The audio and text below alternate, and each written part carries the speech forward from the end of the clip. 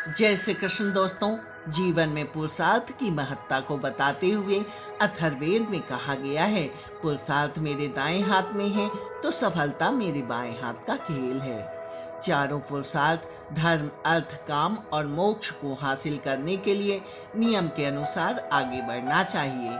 आलस, प्रमाद और काम को टालते रहने से बचना चाहिए, क्योंकि ये सुख के आगम को खत्म करने वाले हैं। पुरुषार्थी व्यक्ति शुभ संकल्प, निडरता, साहस, अभय, अपरिग्रह, ब्रह्मचर्य और कर्तव्यों का पालन करते हुए जीवन को सफल बना सकता है।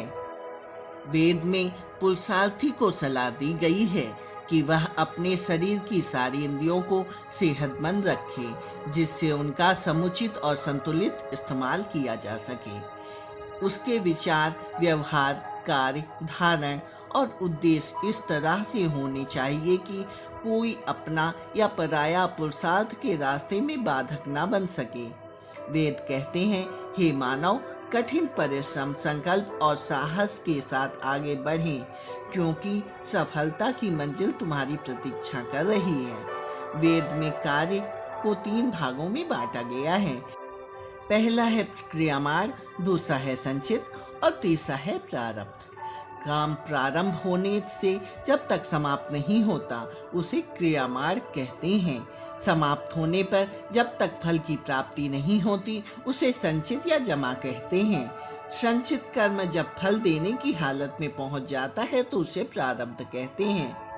ऋग्वेद के मंत्र में पुरुषार्थ करने के लिए ईश्वर के परामर्श को सबको समझना चाहिए। मंत्र में कहा गया है, हे मनुष्य, यदि जीवन को परोपकारी बनाना चाहते हो तो पुरुषार्थ करने से कभी पीछे ना हटो, क्योंकि इससे धर्म, अर्थ, काम और मोक्ष की प्राप्ति होती है। मेहनत वही रास्ता है जिससे देव, मानव और ईश्वर का सहयोग और आशीर्वाद प्राप्त होता है। वेदों में जीवन के जिन 4 पुरुषार्थ का वर्णन किया गया है उनमें पहला है धर्म।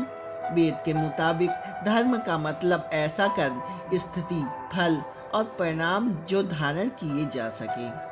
पुरुषार्थ का अगला भाव है अर्थ। अर्थ यानी ऐश्वर्य, धन, संपत्ति और वैभवता। धर्म के रास्ते से इकट्ठा किया गया अर्थ ही मानव को जीवन में सफलता और सुख और शांति देने वाला होता है। पुरुषार्थ का तीसरा भाग है काम।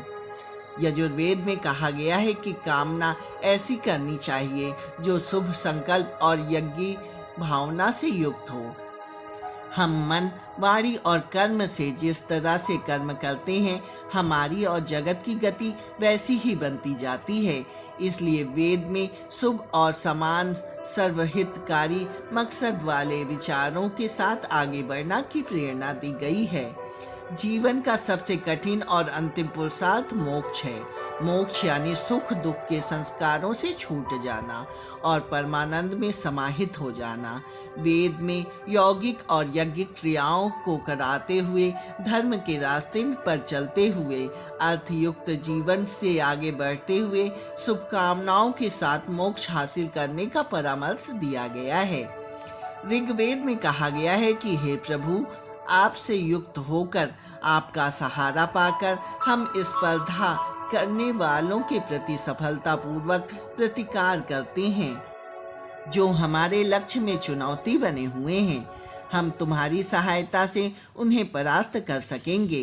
वेद में जीवन के जिन 4 पुरुषार्थों को करते हुए जीवन सफल बनाने की सलाह दी गई है वे मानव मात्र के लिए हैं। मानव के लिए पुरुषार्थ से उसका ही भला ना हो, बल्कि परिवार, समाज, संस्कृति, राष्ट्र और विश्व का भी कल्याण और विकास हो। इसलिए किसी भी मत पंथ के व्यक्ति को हिकारत की निगाह से नहीं देखना चाहिए, क्योंकि कठिन परिश्रम, सच का रास्ता, सर्वहित की कामना और जीवन को सफलता का आनंद संसार के हर इंसान को चाहिए। ये चारों पुरुषार्थ किसी एक युग, काल, जाति, मजहब या देश वालों के लिए नहीं है, बल्कि सारी मानव जाति के लिए है। गौरतलब है कि वेद का हर मंत्र, उपदेश, सलाह, प्रेरणा और विधान सारी जगत के लिए है। इसलिए वेद में वर्णित पुरुषार्थ सभी के लिए हितकारी और प्रेरक हैं। नियम के अनुसार चारों पुरुषार्थों का जो व्यक्ति पालन करता है उसका यह जीवन भी सफल नहीं होता, बल्कि अगला सफर भी आनंददायक बन जाता है। इसलिए वेद में कहा गया है कि उस परमेश्वर को साक्षी मानते हुए कर्म करते रहना चाहिए, क्योंकि कर्म करना ही तुम्हारे जन्म का कारण है।